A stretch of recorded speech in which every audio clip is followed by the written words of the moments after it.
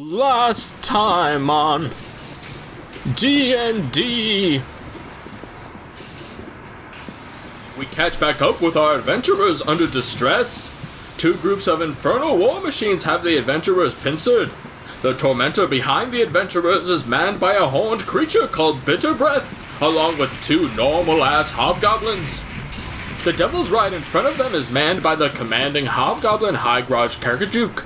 The flanking scavengers are manned by some hobgoblin captains along with some, you guessed it, normal-ass hobgoblins. Mirth, from the driver's seat, nails one of the hobgoblin captains driving a scavenger, instantly killing him with a bolt from her newly acquired crossbow. Eminem pulls out his favorite trick and places a fireball right between the two scavengers, leaving one of the vehicles completely unmanned and one with only its captain left, as the normal-ass hobgoblins are vaporized. Darius sees this situation as an opportunity to use some newly acquired magic and cast Animate Objects to gain control of one of the scavengers, causing it to crash into the other scavenger, which ruptures its furnace and sends it crashing into some rocks. This crash launches the hobgoblin captain onto the rocks, leaving the only traces of him being a skid mark. High Garage Karkajuk sees the two vehicles flanking him fall apart so quickly that he attempts a risky maneuver of crashing his Devil's Ride into the character's Demon Grinder, causing both vehicles to come to a sudden stop while Karkajuk flips off his vehicle and starts attacking the adventurers. Meanwhile, Bitter Breath, using some Demon Ichor to boost his Tormentor's speed, rams into Smiler's Devil's Ride, trying to catch Smiler and the vehicle's raking sides. Smiler manages to jump out of the way and onto the front of his ride. Lulu flies over to Smiler, casting Trumpet of Sparkles, which emits a bright, radiant light which burns and kills the two normal-ass hobgoblins on Bitter Breath's Tormentor. Still utilizing his Animate Object spell, Darius sends the scavenger under his control towards Bitter Breath and rams the scavenger into Bitter Breath's vehicle, causing both to come to a sudden stop. Bitter Breath is thrown from his vehicle and in critical condition, but still alive.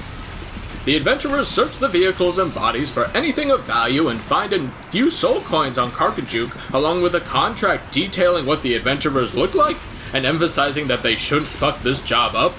This contract was signed by someone with the initial F, which the adventurers do not recognize.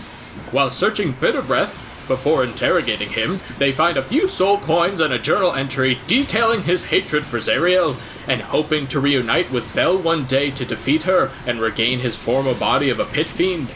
The adventurers, seeing Bitter Breath as a potential means to achieve their goals, spare his life in return for his slavery.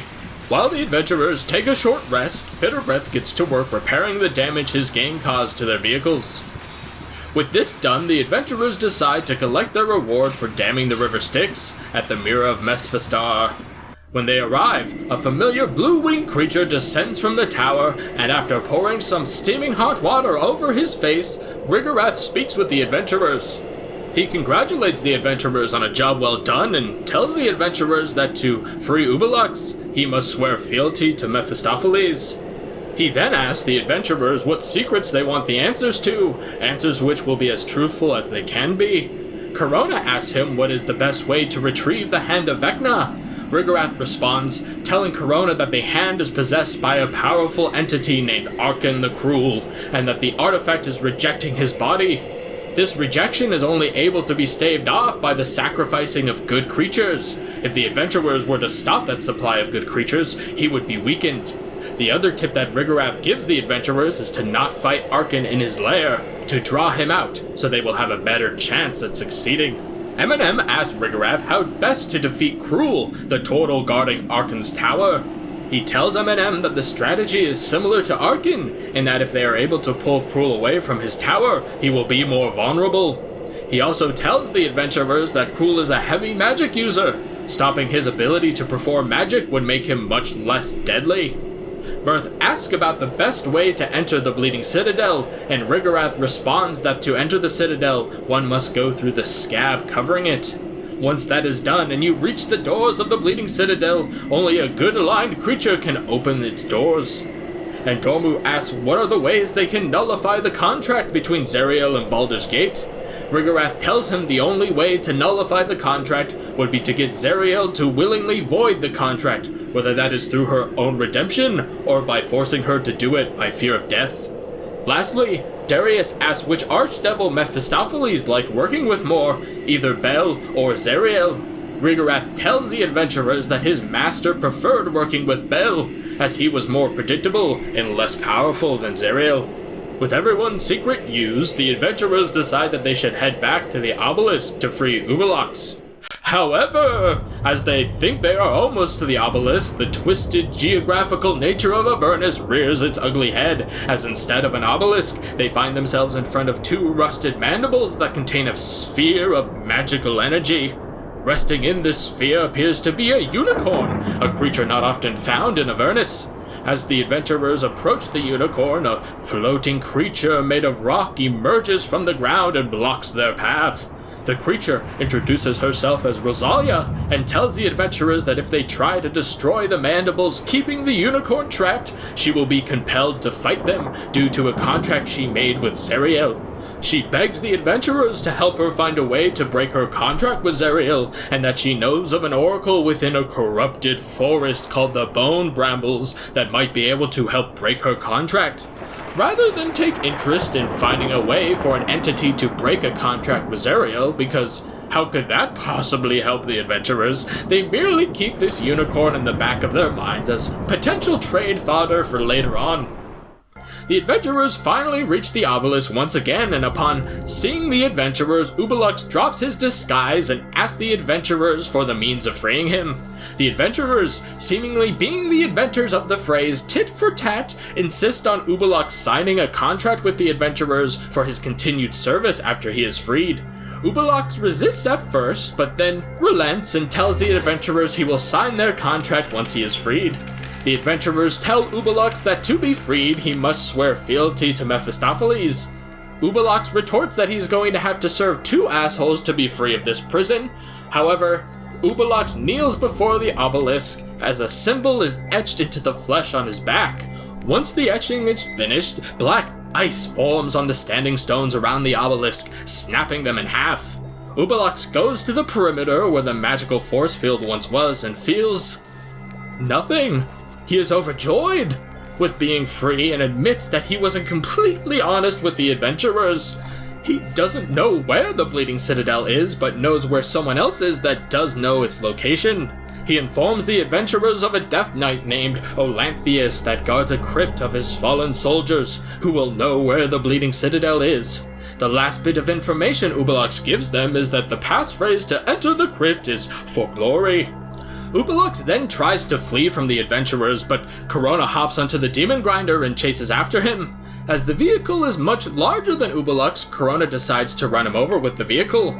As the vehicle rolls over this minor speed bump, Ubalox is incredibly injured and bleeding profusely. At this point, Darius uses Mage Hand to float the contract in front of his face and ask him to sign. Ubalox considers signing briefly before deciding to turn invisible and try to run away. And Dormo notices a trail of blood leading away from where Ubalox was last seen and points this out to Corona. Corona drives towards Ubalox at full speed. Seeing that the gig is up, Ubalox drops his invisibility and flips off Corona, yelling, "Fuck you, asshole!" Corona purposely misses Ubalox, pulling the handbrake of the vehicle while doing a backflip off of it, and in one fluid motion puts the dimension shackles around his hands. An impressive feat. Insulted with being flipped off by Ubalox, Corona jabs a dart into one of Ubalox's eyes. After screaming in pain, Ubalox breathes a sigh of relief as he says, "Fucking finally," before slamming his head into the ground, forcing the dart into his head, killing him instantly. The adventurers are shocked that Ubalox would rather kill himself than serve the adventurers. Corona goes to retrieve the shackles that are now within a pool of demon ichor, not realizing the adverse effects demon ichor can have. The first residual effect turns two of Corona's teeth into tusks. Thinking that these changes are actually quite cool, he proceeds to touch the demon ichor again, which turns his talons into claws that can be used as daggers. He touches it again, and this time he becomes thin and skeletal looking. Not able to resist the allure of more positive changes, Corona touches the ichor one last time and it goes horribly wrong.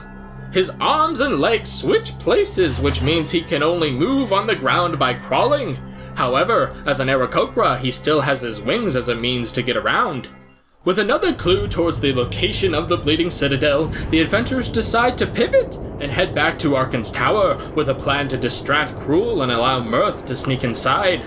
When they are within 100 feet of the tower, the other adventurers stay behind as Corona, who is no longer recognizable, and Mirth, who is invisible, approach the tower. The dragon which circles the tower roars to alert Cruel to the presence of visitors. Cruel emerges with 4 ghouls surrounding him, and as he does so, Mirth slips inside the tower. Cruel and Corona negotiate the price for revealing the location of a unicorn to him, and settle upon 700 gold that his minions fetch for him. Corona tells Cruel that the unicorn is protected by a powerful being, which will need to be dealt with. Cruel sends his dragon with 12 undead to head towards that location. What will Mirth discover inside the tower? Will the location of Arkan finally be discovered? Make sure to come back next time for some more D&D!